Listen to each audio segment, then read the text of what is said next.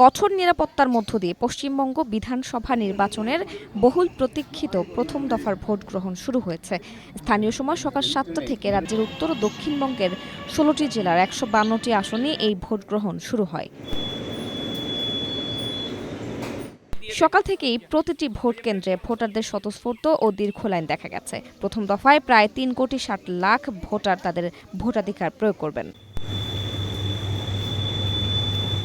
নির্বাচন কমিশন জানিয়েছে, প্রত্যেক বুথেই ভোট গ্রহণের সময় ওয়েবকাস্টিং চলবে। প্রতি বুথে গড়ে ৮১৩ জন করে ভোটার রয়েছেন। কোনো ধরনের বিরতি ছাড়াই এই ভোট গ্রহণ চলবে।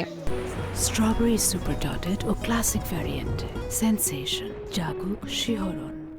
সুষ্ঠু ও শান্তিপূর্ণ নির্বাচন নিশ্চিত করতে প্রশাসন নজিরবিহীন পদক্ষেপ গ্রহণ করেছে। প্রতিটি ভোট কেন্দ্রে ৩ স্তরে নিরাপত্তা বলয় গড়ে তোলা হয়েছে। আইনশৃঙ্খলা রক্ষায় পুলিশ ও আধা সামরিক বাহিনীর পাশাপাশি প্রথমবারের মতো বিভিন্ন স্পর্শকাতর এলাকায় সেনা সদস্যদের মোতায়েন করা হয়েছে। এছাড়া নির্বাচনী এলাকায় কোনো ধরনের অপ্রীতিকর পরিস্থিতি এড়াতে বিমান বাহিনীর সদস্যরা আকাশপথে নিবিড় নজরদারি চালাচ্ছেন। প্রতিটি রাজ্যেই ভোট গণনা ৪ মে। রাজনৈতিক বিশ্লেষকরা মনে করছেন, এই ১৫২টি আসনের ফলাফলই মূলত পশ্চিমবঙ্গের পরবর্তী ক্ষমতার সমীকরণ নির্ধারণ করে দেবে।